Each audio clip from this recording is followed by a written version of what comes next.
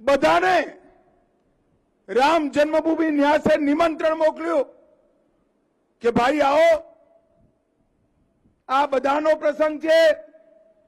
આપણા રામલલ્લાની પ્રાણ પ્રતિષ્ઠા થાય છે. પણ ના કેજરીવાલ ગયા ના રાહુલ બાબા ગયા. કેમ ના ગયા ભાઈ?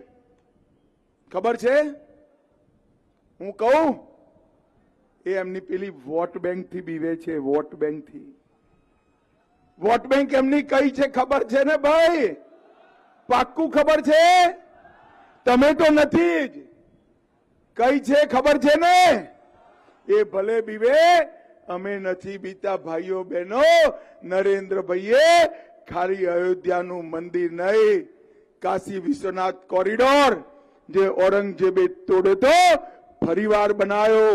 પાવાગઢ પર ભદ્રકાલીના મંદિર પર 400 વર્ષ પછી ધજા ફરકાવવાનું કામ નરેન્દ્ર મોદીજીએ કર્યું. અને સોમનાથનું મંદિર પણ સોનાનું બને. આપણું ઉનાઈ માતાનું મંદિર જ્યારે નરેન્દ્રભાઈ મુખ્યમંત્રી હતા એ વખતે જ ઉનાઈ માતાના મંદિરનો પણ પુનઃ વિકાસ કરવાનું કામ નરેન્દ્ર મોદી. ભાઈઓ બહેનો, એવું શક્ય જ નથી. પણ હું તમને પૂછવા માંગુ છું, ભગવાન ન કરે અને આ ઇન્ડી એલાયન્સ વાળા જો જીતી જાય તો વડાપ્રધાન કોણ બનશે? જરા કહો તો. અરે હસો છો કેમ ભાઈ? કહો. હવે તમે નથી કહેતા, હું એક એક કરીને પૂછું જરા. શરદ પવારજીના દેશના વડાપ્રધાન બનાવાય? મમતાબેનને બનાવાય? ઉદ્ધવ ઠાકરેને બનાવાય? સ્ટાલિનજીને બનાવાય? હવે હસતા નહીં હો. રાહુલ બાબાને બનાવાય? આમના વડાપ્રધાન કોણ બનશે ભાઈ? બોલતા જ નથી. અમારા ત્યાં તો નક્કી છે, બહુમતી થાય એટલે આપણા નરેન્દ્રભાઈ ડંકાની ચોટ પર વડાપ્રધાન બને.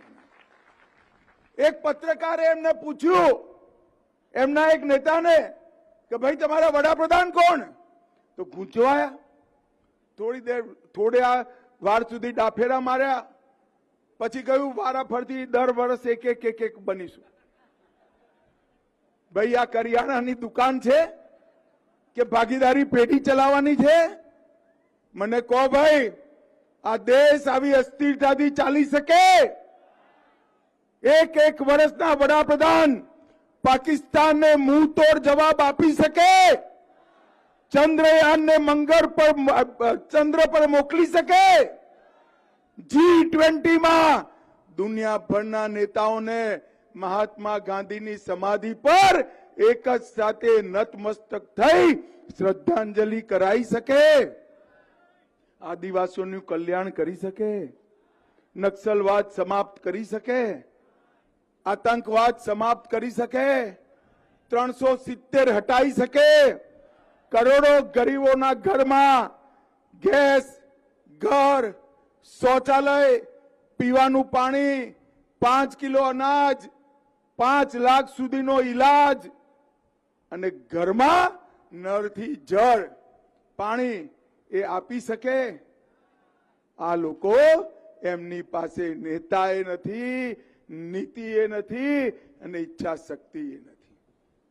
મોદી સાહેબે ચંદ્રયાન લોન્ચ કર્યું અને પહેલા ધડાકે ચંદ્રમાના દક્ષિણ ધ્રુવ પર ઉતારી દીધો અને ત્યાં આપણો તિરંગો ફરકાયો. આ સોનિયાબેને રાહુલ નામનું એક યાન 20 વાર લોન્ચ કર્યું. કાલ 21મી વાર લોન્ચ કરે છે, પણ ફરી વાર ફેલ જવાનું. 20 વાર રાહુલ યાન લોન્ચ કર્યું, પણ એકે વાર ઉતર્યું નહીં, ફરી વાર ફેલ જવાનું. રાહુલ બાબા અમેઠીથી હાર્યા એટલે વાયનાડ ભાગ્યા. આ વખતે વાયનાડમાં બિયા એટલે રાયબરી લઈ ગયા. રાહુલ બાબા બિચારા કન્ફ્યુઝ, કઈ સીટ લડવી? ઘડીકમાં વાયનાડ, ઘડીકમાં અમેઠી, ઘડીકમાં રાયબરેલી. રાહુલ બાબા, હું એક સલાહ આપું તમને, પ્રોબ્લેમ સીટનો નથી, પ્રોબ્લેમ તમારામાં જે મેળ નહીં પડે ગમે ત્યાં જશો તો. ભાઈઓ બહેનો, મારી વાત લખીને રાખો. રાયબરેલીમાંથી પણ રાહુલ ગાંધી પ્રચંડ બહુમતથી હારી ભારતીય જનતા પાર્ટીનું કમળ ત્યાં આગળ ખીલવાનું છે.